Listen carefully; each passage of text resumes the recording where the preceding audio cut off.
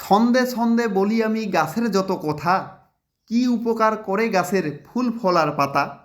সবার আগে সবার প্রিয় লেবুর কথা কই, কেটে গেলে ফেটে গেলে খাইলে সুস্থ হই।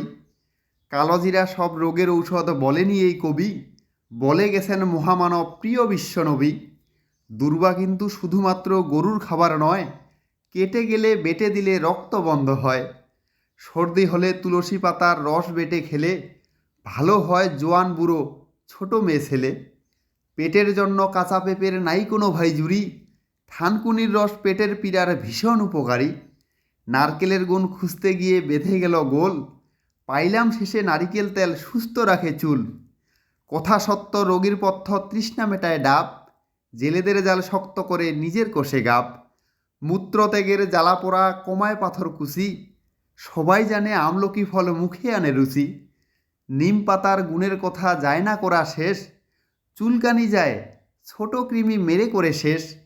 আমলকি হর্তকি বহেরা ত্রিফলা, হজম শক্তি বাড়ায় এবং কমায় মাথার জ্বালা। ধান গম ভুট্টার কথা বলার দরকার নাই, সবাই জানেন বেঁচে থাকতে আমরা সবাই খাই।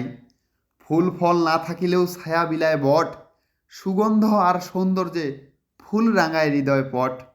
সর্দি জ্বরের রোগীর পথ্য পাকা আনারস, টমেটোতে ভীষণ পুষ্টি আরও বানায় সস।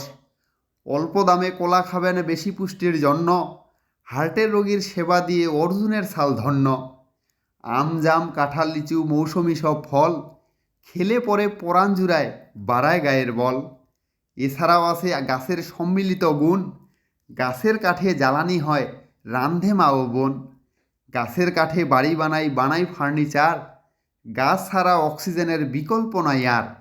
সাধ্য কি আর শেষ করিব বৃক্ষের গুণগান, বৃক্ষ ছাড়া অচল জীবন অচল সবার প্রাণ। চরণ ধরে বলি রে ভাই কবিতাটা পড়ে, গাছ লাগাবেন কমপক্ষে সবাই একটা করে।